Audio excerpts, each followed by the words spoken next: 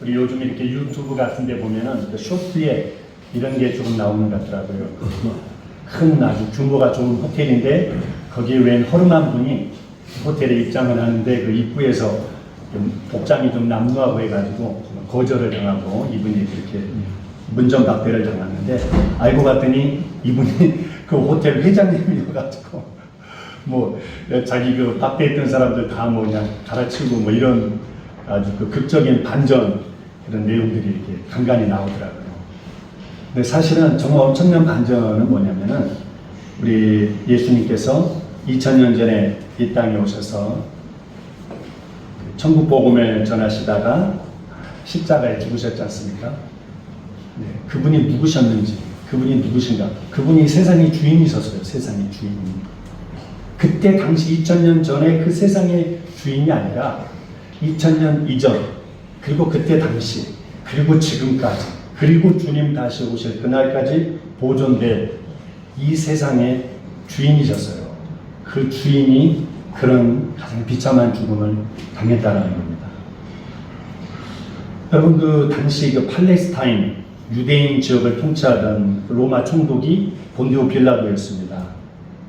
그때 예루살렘에는 6월절이라고 하는 명절을 지키기 위해서 많은 사람들이 모여들었어요. 그때 이 예수님께서 당시에 세상에 오셔서 전혀 듣도 보도 못한 그런 새로운 가르침을 사람들에게 전파하고 또 많은 병고침도 그렇게 시행을 하셨습니다. 그래서 당시에 그 종교 기득권 세력이었던 대제사장들과 장로들이 굉장히 위협을 느꼈습니다. 그래서 그들이 무리를 선동해서 예수님을 빌라도 앞에 끌고 가가지고 십자가에 그는 못 박혀야 합니다. 이렇게 사람들을 선동해서 결국은 빌라도에 의해서 예수님의 십자가에 처형을 당하게 됩니다. 사형 선고를 당하게 되시죠. 그런데 한 가지 우리가 생각해 봐야 될 게 있습니다. 그때 로마 시대에는 많은 사형 제도가 있었어요. 여러분, 어떻게 그 십자가의 처형만이 그런 제도만 있었겠습니까? 다양한 그런 사형수들을 처벌하는 그런 죄가, 그런 형벌들이 있었습니다. 그런데 왜 하필이면은 예수님은 십자가에 못 박히셨어야 했을까요? 왜 하필이면 대제사장들이 그 당시의 종교 지도자들이 왜 사람들을 선동해서 저분을 뭐 교수행위에 처하십시오. 또는 뭐 저분을 독국물에 마시게끔 해서 죽게 해달라고 그렇게 빌라도에게 요청할 수도 있을 텐데 왜 그때 그 종교 리더들은 예수님을 하필이면 십자가에 못 박혀 죽게 해달라고 그렇게 요청했을까요? 신명기의 21장에 보면요, 사람이 만일 죽을 죄를 범함으로 내가 그를 죽여 나무에 달거든. 그러니까 나무에는 누가 매달린다는 겁니까? 죽을 죄를 저지른 사람이 나무에 매달린다는 겁니다. 근데 그 사람이 너무 죄를 졌기 때문에 그 시체를 나무 위에 밤새도록 두지 말고 당일에 장사해서 내 하나님 여호와께서 너에게 기업으로 주신 땅을 더럽히지 말라. 그러니까 그 사람은 끔찍한 죄를 저질렀기 때문에 나무에 매달려 죽은 것이고, 그래서 그 사람을 밤새도록 거기에 내버려 두면 하나님이 주신 그 땅을 더럽히게 된다는 겁니다. 그래서 그 사람이 해가 떨어지기 전에 그 밤새 내버려 두지 말고 내려와서 장사 지내라고 그랬습니다. 그래서 여러분 기억하시잖아요. 예수님께서 그날 밤에 죽으시고 나서 오후에 죽자마자 그 시신을 내려와가지고 장사 지냈지 않습니까? 그러면서 신명기 말씀, 이어지는 말씀이 뭐냐면은 이 말씀이 아주 대단히 중요한 말씀입니다. 나무에 갈린 자는 하나님께 저주를 받았습니다. 나무에 매달려 죽었다는 게 무슨 뜻이라고요? 하나님께 저주를 받은 죽음이라는 겁니다. 너무 끔찍한 죄를 졌기 때문에 그 죄가 심했기 때문에 하나님께 저주를 받아서 죽은 거라는 거예요. 그러니까 예수님께서 평소에 당시 2000년 전에 오셔서 늘 하셨던 말씀이 뭐냐면 나를 본 자는 내 아버지를 보았다. 나는 나의 일을 지금 하는 것이 아니라 내 아버지의 일을 하는 것이다. 나와 아버지는 하나이다. 아버지는 이 아들을 통해서 사람을 살려내신다. 이런 말씀을 하셨습니다. 이게 신의 아들이라고 그렇게 말씀하고 다니셨던 거죠. 이게 그때 당시에 그 대제사장들, 종교 지도자들에게는 감당할 수 없는 메시지였죠. 그죠? 그때 당시에는 그들이 온 이스라엘의 그 영적 세계를 지도하고 있었고 기득권을 누리고 있었는데 예수님이 하신 말씀은 감히 자기들은 입 밖에도 낼 수 없는 정말 이 비교가 되지 않는 비교할 수 없는 그런 어마어마한 메시지를 증거하셨던 것이죠. 그래서 그들의 지위가 흔들리게 됐습니다. 많은 사람들이 예수님이 가는 곳곳마다 따르게 되었어요. 그래서 이 제사장들이 예수님을 감히 목수의 아들 나사렛에서 살아온 평범하기 짝이 없는 목수의 아들이 감히 신의 아들이라고 떠들고 다녔다라는 이것은 신성 모독이죠. 이것보다 더 큰 모독죄가 없죠. 이것은 하나님 앞에 저주를 받아야 되는 자입니다. 그래서 그것을 증명하기 위해서 예수님을 십자가에 매달아 죽게끔 해달라고 빌라도에게 요청했습니다. 그리고 이 제사장들이 그렇게 선동을 했어요. 그러니까 예수님의 죽음을 어떤 죽음으로 몰고 가려고 했던 겁니까? 하나님께 저주를 받은 죽음. 저자는 하나님께 저주를 받은 자다. 하나님의 아들이라고 떠들고 다니다가 봐라. 신성 모독죄로 저렇게 하나님께 저주를 받아 죽은 것이다. 이렇게 사람들에게 공포해 주기 위해서 그럼으로써 자신들의 그 지위를 계속 유지해 가기 위한 제사장들의 그런 못된 그런 음모였고 아주 악한 아이디어였습니다. 그런데 놀랍게도 그래서 예수님이 대제사장들의 그 선동대로 그리고 빌라도는 그들의 그 강압에 못 이겨서 예수님을 십자가에 매달았습니다. 예수님이 진짜로 나무에 매달려서 저주를 받고 죽으셨습니다. 예수님은 저주를 받고 죽으셨어요. 누구의 저주를? 하나님의 저주를 받고 죽으셨습니다. 그런데 이렇게 끝나면 안 되는 거예요. 그게 뭘까? 왜 예수님이 나무에 매달려 죽으셨을까? 이런 것들을 우리에게 알려주시기 위해서 서신서라는 게 존재합니다. 복음서라는 것은 예수님이 어떤 일을 하셨는지 이걸 우리에게 보여주시는 것입니다. 마태, 마가, 누가, 요한이. 그 다음에 복음서에 예수님이 나무에 매달려 죽으셨습니다. 이게 무슨 뜻인지 이거를 우리에게 설명해 주는 게 서신서라는 겁니다. 로마서, 갈라디아서, 고린도전서 이렇게 쭉쭉 나가죠. 이 갈라디아서 3장에 보면 그리스도께서 우리를 위하여 저주를 받은 바 되사. 누구를 위해서 저주를 받았다고요? 우리를 위한 저주를 받으셨다는 겁니다. 그분이 저주를 받아 죽은 건 틀림없는데 그 저주는 자신에게 향했던 저주가 아니라 자신의 죄 때문에 예수님이 죄를 지으셔서 예수님이 그 죄값으로 저주를 받아서 나무에 매달려 죽은 게 아니라 우리가 받아야 될 저주를 그분이 대신 짊어지셨다는 겁니다. 그리스도께서 우리를 위하여 저주를 받은 바 되사 율법의 저주에서 우리를 속량하셨습니다. 속량이라는 것은 값을 주고 그 뭔가 죄값을 대신 지불하는 거예요. 그게 속량입니다. 그리고 자유케 해주는 거죠. 나무에 매달린 자마다 저주 아래 있는 자라 하였습니다. 기록된 바. 그러니까 예수님께서 율법의 저주에서 우리를 해방시켜 주셨다는 겁니다. 우리가 받아야 될 율법의 저주로부터 예수님이 우리를 해방시켜 주셨다는 거죠. 그 율법이 뭐길래? 야고보 사도가 2장에서 또 이런 말씀합니다. 누구든지 온 율법을 지키다가 그 하나에 거치면 모두 범한 자가 되나니 간음하지 말라 하신 이가 또한 살인하지 말라 하셨은즉 내가 비록 간음하지 아니하여도 살인하면 율법을 범한 자가 되느니라. 이게 율법이라는 거죠. 율법이라는 건 뭐라고요? 모든 걸 다 지켜야 되는 것입니다. 세상의 법도 그렇다 그랬잖아요. 세상의 법도. 지난 주간에 제가 말씀을 드렸지 않습니까? 사람이 다 이 법을 하나님께 주신 법을 다 지켜야 되는데 죄는 뭡니까? 하나님의 법을 지키지 않는 게 죄예요. 죄의 결과는 뭘까요? 죽음입니다. 그래서 모든 인생들은 모든 사람들은 다 나무에 매달려 죽어야 되는 겁니다. 이게 사람의 운명이에요. 그런데 이 저주를 누가 대신 짊어지셨다고요? 우리 주님께서 대신 짊어지신 것입니다. 놀라운 하나님의 지혜입니다. 대제사장들은 자신의 기득권이 흔들리니까 그래서 예수님이 하나님의 신성을 모독해서 하나님께 저주를 받아 죽은 자라고 몰고 가기 위해서 빌라도에게 그런 죽음을 요구한 거예요. 백성들에게 선동을 했습니다. 그래서 그렇게 됐습니다. 그런데 하나님의 그 놀라운 구원 경륜은 그들의 그 요구대로 예수님을 저주 아래 있는 죽음으로 만드셨는데 그 저주가 누구에 대한 저주냐? 우리가 짊어져야 될 그 저주를 예수님께로 옮기신 저주로 그렇게 하나님께서 이끌어가 주신 것입니다. 그 덕택에 우리는 죄 용서함을 받았고 율법의 저주로부터 해방되었을 뿐만 아니라 구원을 받았고 우리가 영원한 생명을 누리게 됐고 태어나면서부터 우리는 마귀의 자녀로 태어났었는데 하나님의 자녀로 영원한 생명을 얻는 하나님의 자녀로 바뀌게 된 것입니다. 할렐루야. 이것이 성경은 은혜라고 얘기합니다. 은혜. 복음의 은혜. 이 복음의 은혜를 가장 생생하게 체험할 수 있는 곳이 어디입니까? 느보산. 할렐루야. 기억하시죠? 지난주에 제가 말씀드렸던 거?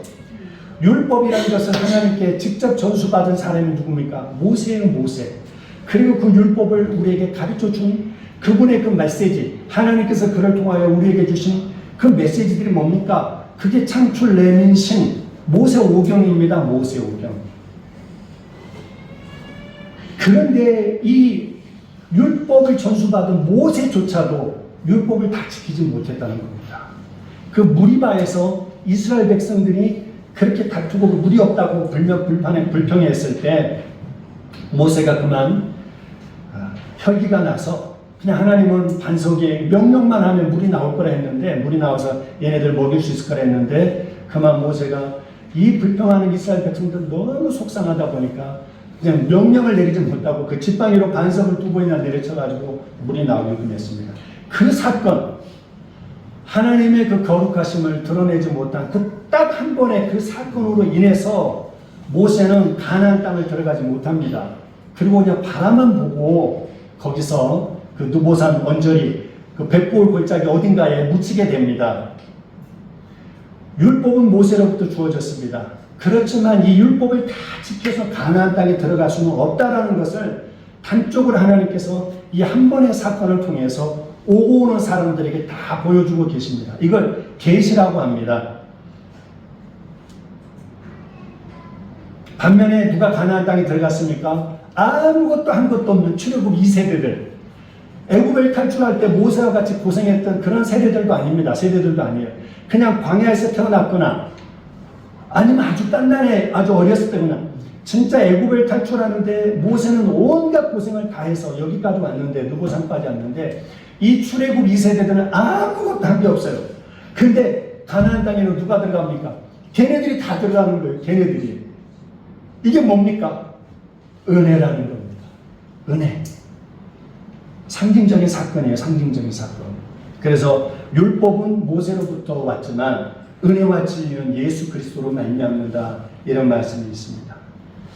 은혜. 그 은혜, 물론 이 모세가 천국 못 갔다는 말씀이 전혀 아닙니다. 다만 이 사건을 통해서 율법으로는 우리가 구원받을 수 없다라는 것을, 율법을 지킬 수 있는 사람은 세상에 아무도 존재하지 않는다라는 것을 보여주시기 위함이고, 그러면 우리는 어떻게 은혜를 어떻게 우리 구원을 얻냐? 은혜로 구원받는다는 걸 보여주시기 위해서 이 사건들을 하나님께서 허락하신 것입니다.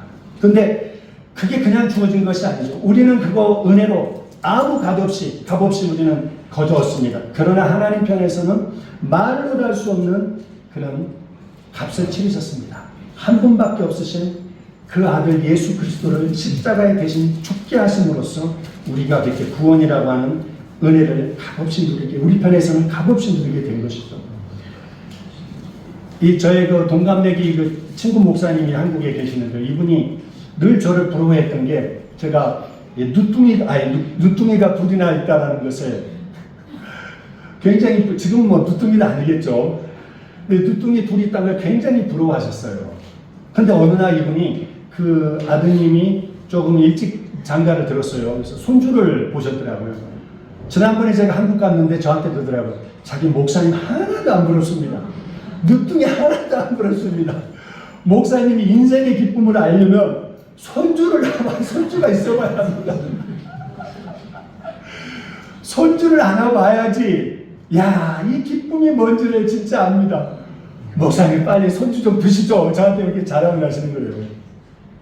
그럴 것 같습니다. 제가 봐도 손주는 뭐 무장해제잖아요. 무장해제. 할아버지 할머니들이 봤을 때 어쩌면은 우리 애들이 다 큰 애들이 오고 연락 오고 그럴 때는 얘가 또 뭐가 부족해서 뭘 또 달라고 전화하나 이럴 수도 있겠지만 손주가 오는데 뭐 할아버지 벌써 이제 손주를 보는 순간 그 입이 그냥 귓가로 그냥 싹 올라갈 겁니다.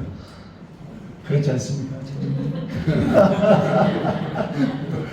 근데 여러분, 우리 지원이하고 장로님 또 권사님, 장로님 권사님이 우리 지원이를 아신 지가 몇 년이나 됐을까요? 한 10년? 20년? 100년? 몇 년이나 아셨겠습니까? 그 얼마 되지 않는 정말 그 짧은 몇 년밖에 되지 않는 그런 시간임에도 불구하고 이 손주가 그렇게 사랑스러운 거예요. 눈에 넣어도 아프지 않는. 근데 우리 하나님은 그 예수님을 아신 지가 얼마나 되셨을까요? 얼마나 되셨을까요? 10년? 돌? 100일 되셨을까요? 예수님을 아신 지 하나님이? 그분들은 영원 전부터 서로 알고 계셨습니다. 영원이란 게 뭡니까? 시간이란 것이 존재하기 전부터, 이 지구가 만들어지기 전 정도가 아니라 아예 이 시간 이 자체가, 존재 자체가 있기 전부터 그분들은 알고 계셨고, 그리고 그분들은 하나셨습니다. 그러니까 하나님께 예수님은 얼마나 귀한 분이시겠습니까? 우리 할아버지가 손주를 누구에게 줘요? 그건 무슨 뜻이겠습니까? 모든 걸 준 거 아니겠어요? 그 사람한테. 자기 생명보다 더 귀한 자식을, 손주를 내준다? 그거는 누군가에게 내 모든 걸 다 준다는 뜻입니다. 우리 하나님께서 우리 예수님을 우리에게 주셨다는 것은 무슨 뜻이겠습니까? 하나님은 우리에게 다 주신 거예요. 다 주신 겁니다. 우리는 어떤 존재입니까? 모든 걸 다 받은 사람들입니다. 하나님께로부터. 그래서 예수님께서 너희들 무엇을 먹을까 마실까 입을까 걱정하지 마라. 그런 것은 이방인들이나 하는 걱정이다. 너희 아버지께서 모든 걸 다 주셨는데, 가장 소중한 걸 우리에게 주셨는데 어떻게 그런 걸 주시지 않겠나. 모든 지각이 뛰어나신, 우리의 삶에 있어서 우리 삶에 대한 모든 감각이 뛰어나신 그분께서 우리에게 가장 필요한 것을 주신다, 이렇게 말씀하시지 않습니까? 여러분, 살면서 하나님의 은혜가 잘 느껴지지 않을 때 어디로 가요? 느보산으로 가십시오. 느보산으로 가셔서 모세를 바라보고, 우리는 이 느보산에 있는 이 자리가 예수 그리스도 때문에, 하나님께서 모든 걸 나에게 주셨기 때문에 그 은혜로 오늘 내가 이렇게 구원의 자리에 서 있다는 것을 확인하십시오. 삶에 여러분 고독함이 몰려올 때, 혼자인 것 같은 그런 생각이 들 때, 그 누구도 내 마음 알아주는 사람이 없는 것 같은 생각이 들 때, 그리고 삶에 위험이 찾아왔을 때, 어떻게 이 어려운 상황 감당해내나 그랬을 때, 여러분 느보산으로 가십시오. 느보산으로 가셔서 모세도 누려보지 못한, 모세가 살아생전에 하나님을 아버지라고 고백한 그런 내용이 없습니다. 성경에. 모세도 누려보지 못한 그 은혜를 우리가 누리고 있습니다. 모세도 불러보지 못한, 성경에 예수님이라고 모세가 불러본 적이 없지 않습니까? 우리는 매일 그 은혜를 누리고 있습니다. 하나님께로부터 모든 걸 다 받은 제가 여기 서 있습니다 하고 느보산에서 여러분 그런 걸 누려보시기를 축복합니다. 할렐루야. 오늘 말씀으로 은혜 받을 노르단 또 성경 세 번째 시간인데요, 성경 지리의 땅은 어디일까요? 한번 사진 한번 보여주시겠습니다. 여기가 어디겠습니까? 암만에서 사해를 따라서 쭉 가다 보면 사해 끝자락에 있는 롯 동굴입니다. 저기가 롯 동굴, 모압산 중턱에 자리하고 있습니다. 과거에 저기 조금만 위로 가면 소돔 땅이 나오지 않습니까? 소돔에 살았던 롯 가족이었는데 유황불 심판 때 하나님의 은혜로 겨우 빠져나와서 그 소알이라고 하는 작은 소금 피난했다가 나중에 저 모압산으로 올라가서 저 동굴 속에 거기서 기거하게 됩니다. 두 번째 사진 한번, 저기가 모압 롯 동굴 입구의 모습입니다. 저 동굴 안에서 롯의 두 딸은 그런 아버지와의 그 끔찍한 그런 불륜을 통해서 큰 딸은 모압의 조상이 되는 모압이라는 자식을 낳고 둘째 딸은 벤 암미라고 해가지고 지금의 암몬 자손의 조상을 낳게 됩니다. 그러니까 암만이라는 게 지금은 지명 이름이지만은 성경에도 그렇지 않습니까? 팔레스타인, 블레셋 하면은 지명 이름이자 동시에 그 민족 이름이기도 합니다. 암몬도 마찬가지입니다. 지명 이름이었지만 동시에 암몬이라고 하는 민족 족속의 이름이기도 합니다. 그 암몬의 조상을 저 동굴 안에서 낳게 되죠. 한번 또 다음 사진. 예, 저기가 동굴 안입니다.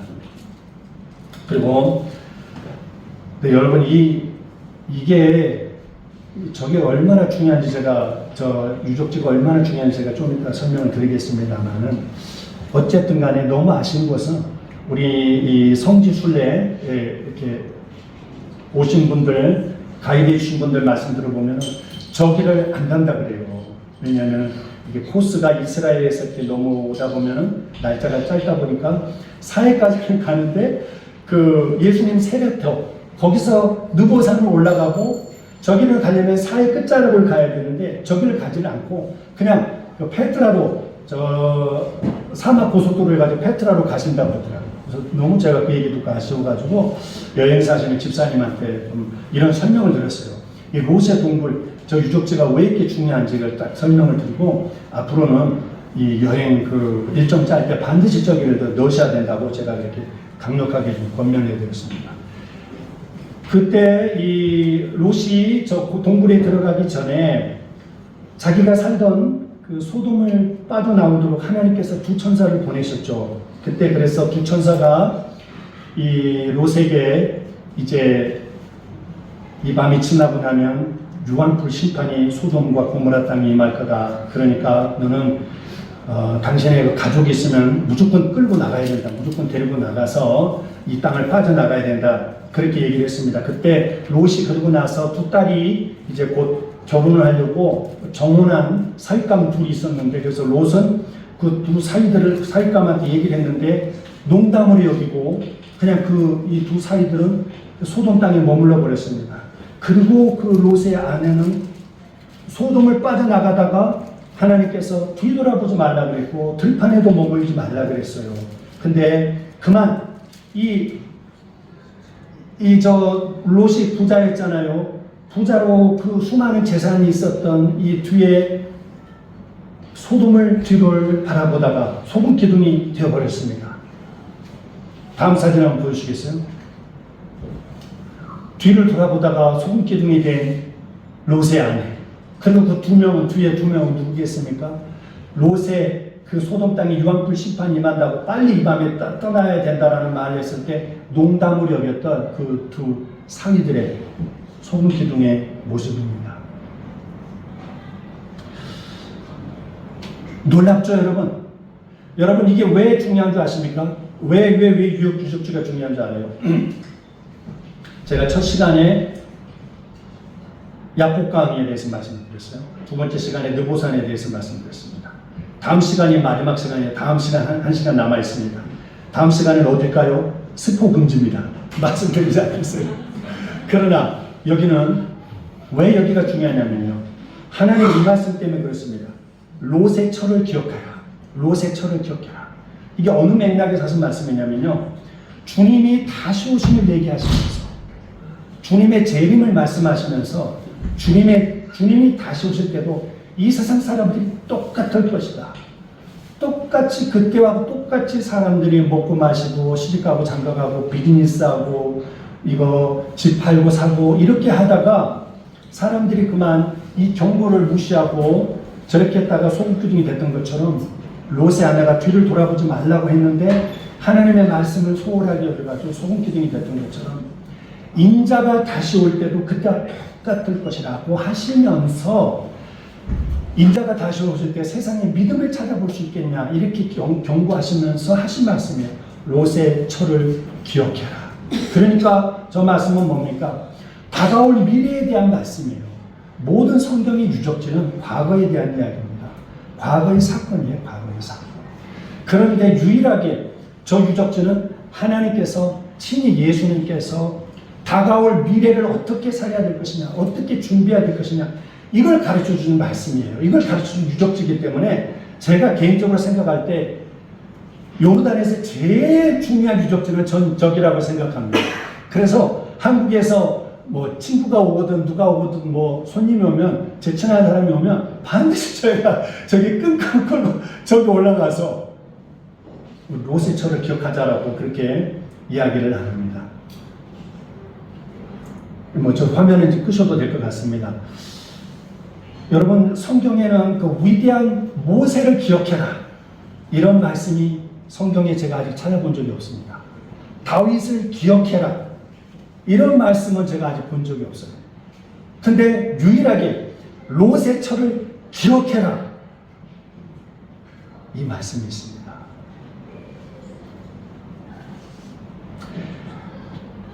이 롯이 소알 땅에 들어갈 때, 그러니까 그 전날 천사가 소돔 땅에 살고 있던 롯에게 찾아왔을 때,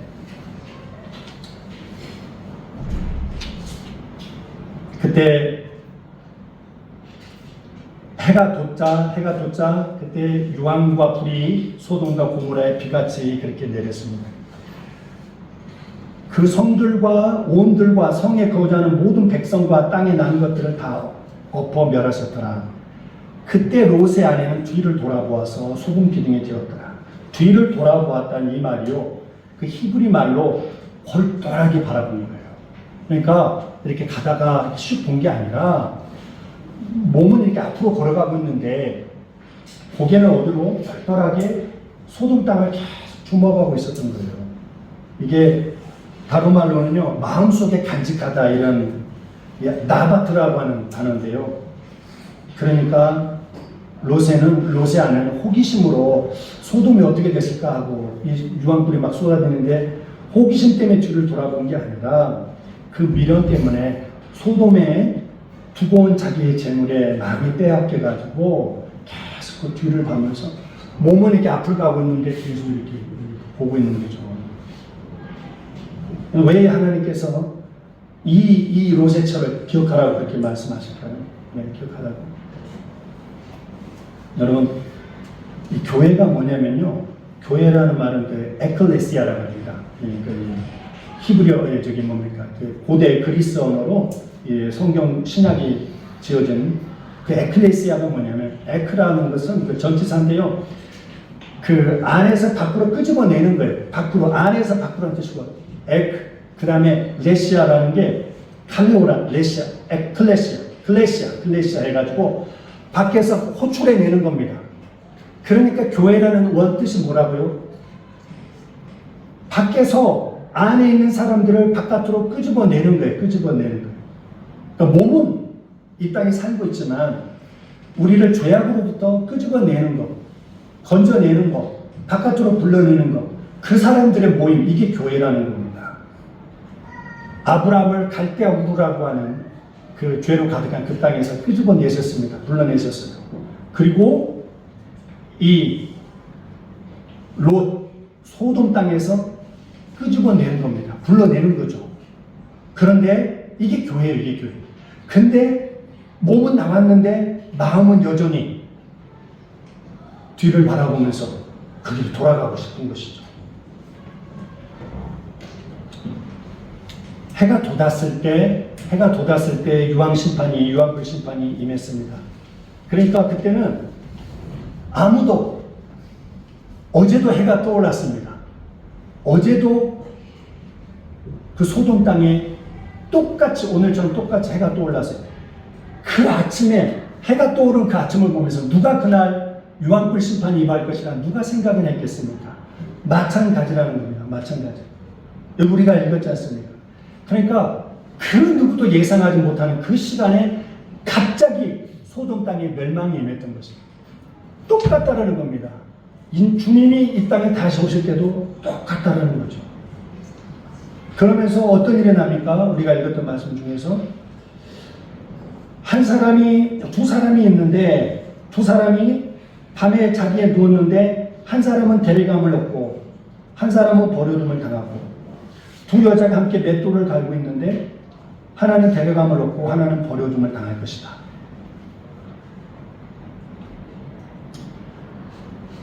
어느 날 갑자기 임하는 것이고, 임했을 때는 어떻게 됩니까?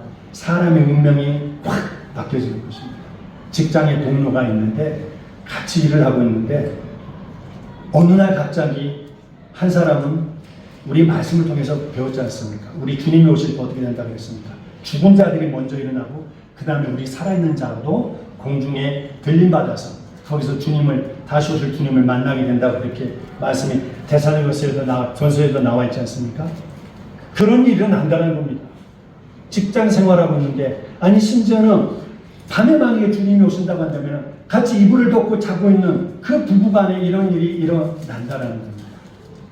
이 땅에 아함마드, 칼리드, 무함마드 모두가 다 어떻게 되겠습니까? 우리 주님이 오실 때 그냥 심판의 자리로 가게 되는 것이죠. 그때 예수 그리스도를 믿지 않았던 사람들은 어떻게 되는 겁니까? 그냥 그 자리에서 영원한 심판에 빠지게 되는 것입니다. 그래서 주님께서 롯의 처를 기억하라 그랬습니다. 기억하라는 건 뭡니까? 심판이 반드시 온다는 거죠. 소돔 땅에 유황불이 반드시 일어났던 것처럼 이 땅에도 우리 주님이 반드시 온다. 그 다음에 어떻게 해야 된다는 겁니까? 준비해야 된다는 거죠. 언제 올지 모르지만 언제 오십니까? 놀랍게도 다시 우리 주님이 다시 오신 것은 그날의 주인공이신 주님도 모르신다 그랬어요. 하늘의 천사들도 모르고 아들도 모르고 하나님만, 아버지만 아신다. 그러니까 우리 주님께서 다시 오시는 그날의 날짜에 대해서는 하나님께 맡겨두셨습니다. 왜 그렇습니까? 이게 하나님의 지혜죠. 만약에 우리 주님이 언제 다시 오시는지 이걸 알려주셨다고 한다면 어떤 일이 날까요? 어떤 일이 날까요? 주님이 12월 26일 날 다시 오십니다. 그럼 여러분 어떤 일이 날 것 같아요? 세상은 난리가 납니다. 실제로 그랬습니다. 실제로 1996년입니까? 그때가 12월 26일 날 우리 주님이 다시 오신다. 그래서 다가올 미래를 준비해야 된다. 줄여서 다미 선교회라고 들어보셨습니까? 오죽했으면 얼마나 그때 사람들이 패닉에 빠졌으면 몇 개월 전부터 사람들이 일도 안 하고 학교 다니면 뭐 하겠어요? 주님이 다시 오시는데, 주님이 다시 오시면 세상의 심판을 받는데 학교 다니면 뭐 하겠습니까? 직장 생활하면 뭐 하겠습니까? 다 모였습니다. 다 모였어요. 다미 선교회 다 모여가지고 그날을 준비하면서, 그리고 드디어 그날이 됐습니다. 그날 밤이 됐습니다. 사람들이 모여서 그냥 찬양하고 난리가 쳤습니다. 오죽했으면 MBC가 그 뉴스에서 그 기자가 출동해서 생중계를 했습니다. 그 다미 선교회 그 현장에서. 어떻게 됐습니까? 근데 안 오셨죠. 왜요? 그날과 그 시는 아무도 모른다고 했거든요. 저는 그런 생각합니다. 설사 그날 주님이 오시려고 그랬다 하더라도 앞서서 이렇게 스포를 했잖아요. 이 사람들이 안 오실 거라 저는 생각해요. 그러면 왜요? 아버지만 아신다고 그랬는데 어떻게 감히 인간들이 그런 걸 알겠다고. 그러니까 그 얘기는 뭐겠습니까? 우리 주님도 모른다. 아니 어떻게 주님이 모르시겠어요. 그냥 주인이신데, 그리고 하나님과 영원토록 같이 계셨던 분이고 영원토록 한 마음이시고 지혜와 권능에서도 똑같으신 분인데, 그래서 성삼위 하나님, 삼위일체 하나님이라고 그러시잖아요. 다만 근데 우리 주님의 그 재림의 날짜는 아버지께로 돌린 겁니다. 아버지의 영역으로 우리 주님이 돌리신 거예요. 그러니까 얘기는 뭡니까? 알 필요가 없는 거죠. 우리 인생들에게 알아봤자 아무 소용이 없는 겁니다. 알면 그런 문제가 생기는 거죠. 그래서 그 날짜는 알려주지 않으시되 각자 주어진 자리에서 그날을 생각하면서 최선을 다해서 살도록 하시는 것, 이게 하나님의 구원 경륜입니다. 재림의 날짜를 알려주지 아니하시는 하나님의 지혜. 다만 그 날짜를 사모하면서 살도록 그렇게 하는 것이죠. 여러분이 성경 역사를 보면요, 이 선지자들이 한꺼번에 확 몰렸던 시대가 있습니다.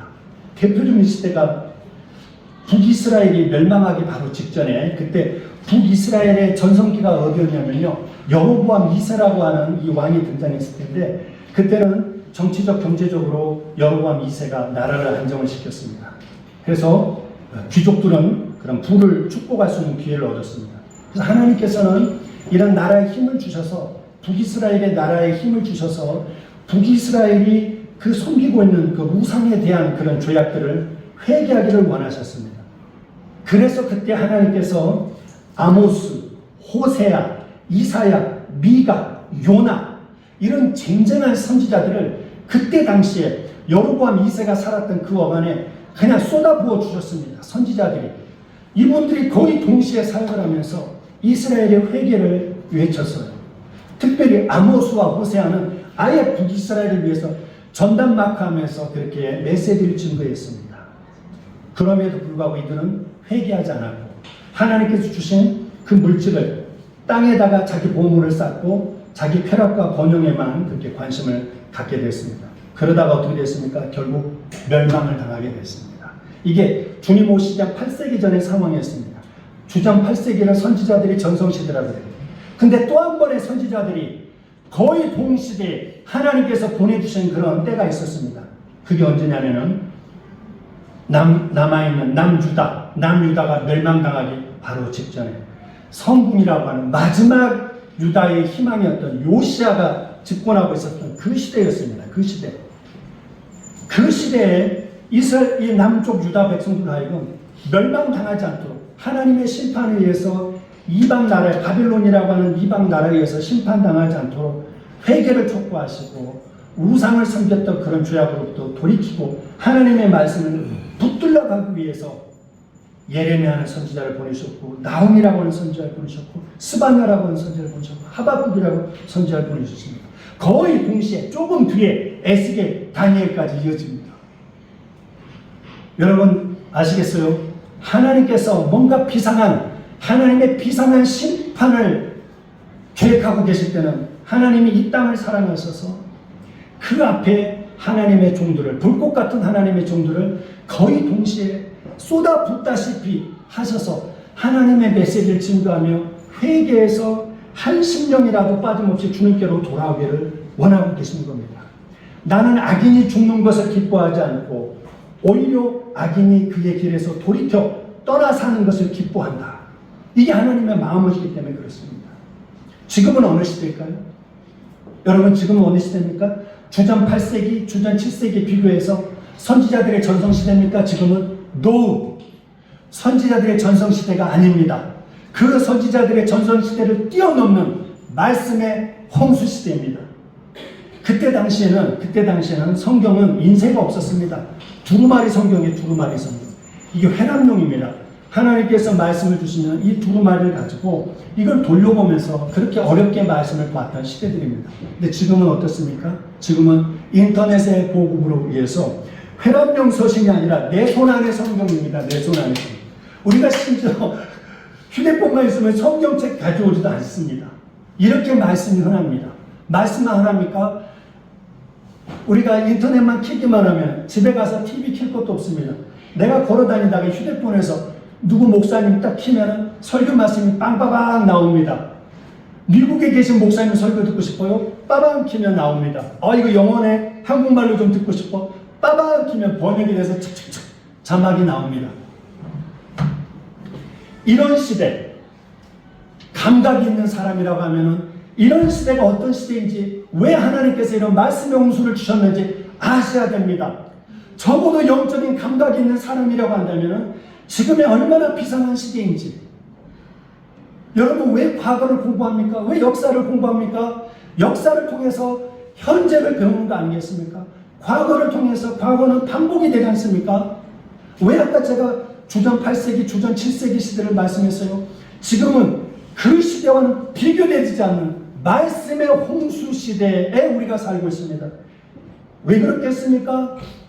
우리 하나님은 지금 다시 오실 그 주님의 임박한 때가 되었기 때문에 한 영혼이라도 하나님께서 건지도록 하시기 위해서 이렇게 인터넷을 통해서, 문자를 통해서, 인쇄 매체를 통해서 마음껏 복음을 듣도록 하고 계시는 것입니다.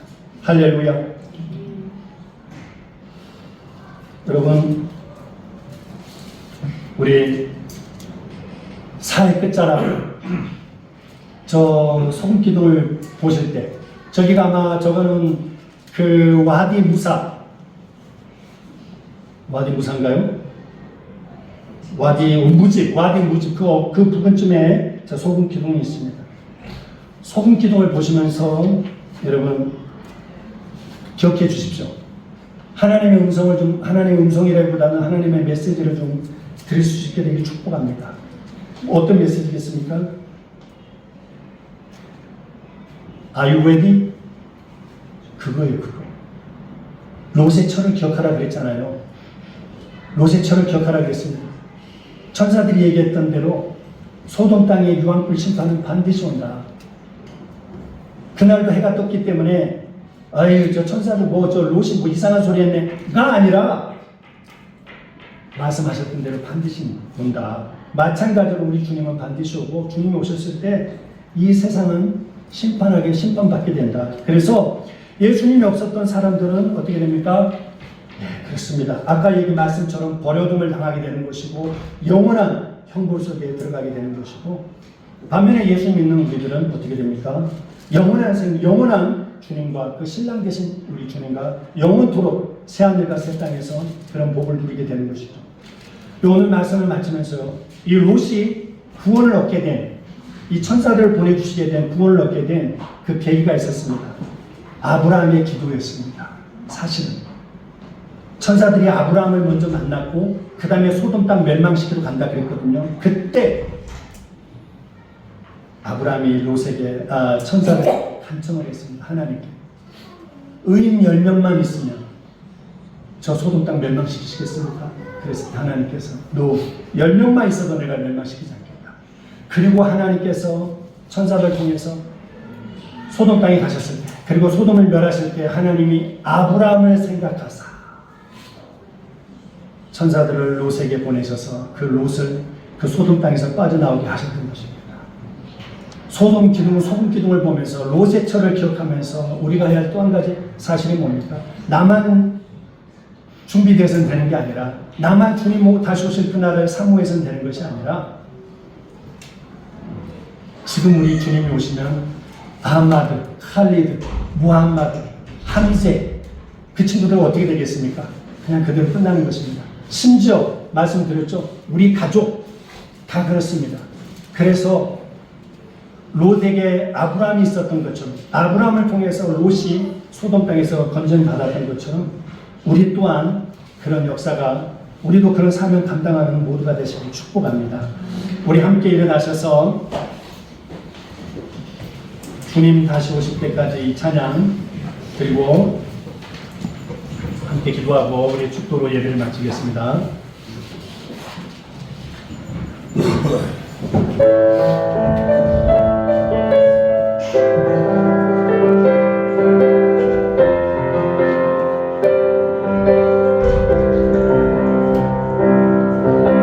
주님 다시 오실 때까지 나는 이 길을 가리라.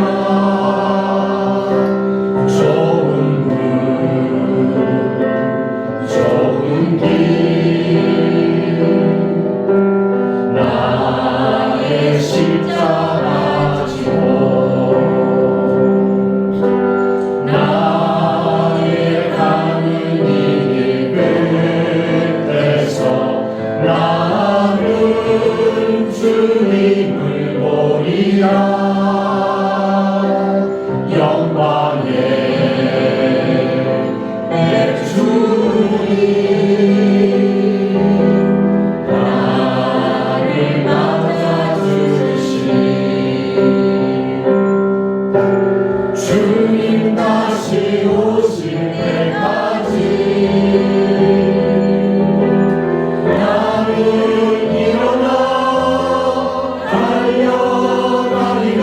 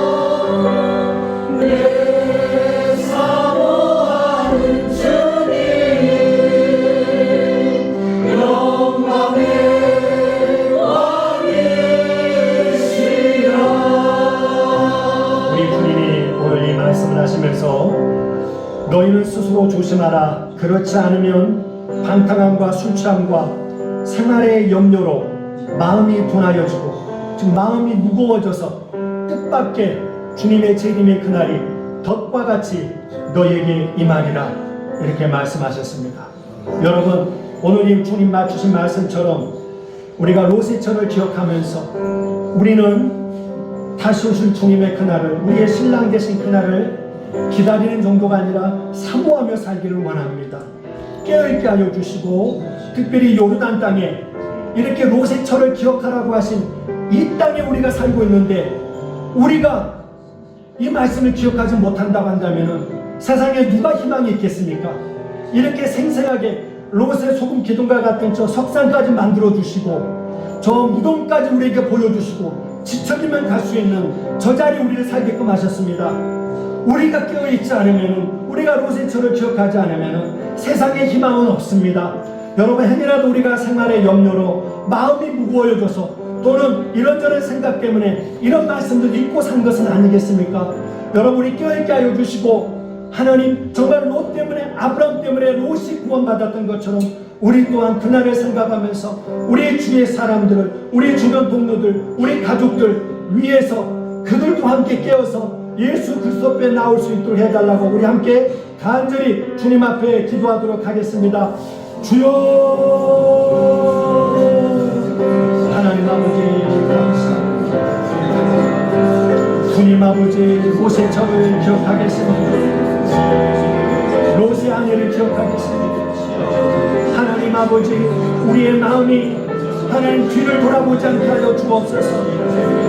우리의 신분은 성도인데, 아버지 하나님, 우리의 이름은 성도인데, 우리의 발걸음은 교회에 와 있는데, 우리의 마음은 여전히 우리의 것, 여전히 우리가 추구하고 있는 것, 여전히 우리의 욕심에, 하나님 우리의 감독에 부풀려 있는 것은 아닌지, 아버지 하나님, 주여 하나님 아버지, 롯에 대한 똑같이 하셨는데 주여 우리는 깨어있게 하여 주시옵시고, 이 생생한 요르단 땅에 하나님 아버지 롯의 동굴을 우리에게 보여주게 하시고 소금 기둥을 보여주시면서까지 우리로 하여금 깨어있게 하시는 우리 주님의 그 마음을 저희들이 알며 살아가게 하여 주옵소서. 하나님 아버지, 주님이 다시 오시면 이 땅의 사람들은 소망이 없습니다. 이 땅의 사람들은 그냥 이 자리에서 아버지 하나님 영혼의 지옥 속에 던져질 수밖에 없습니다.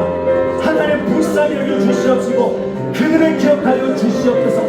우리 가족을 불쌍히 여겨 주시고 우리 가정을 긍휼히 여겨 주옵소서. 우리 직장 동료를 불쌍히 여겨 주시고 오늘 밤에 우리 주님이 호련히 오신다고 한다면 그곳으로 끝입니다. 하나님 아버지, 그곳으로 끝일 텐데 그들을 불쌍히 여기시고 그들에게 은혜를 허락하여 주시옵소서. 하나님 역사하여 주옵소서. 역사하여 주옵소서.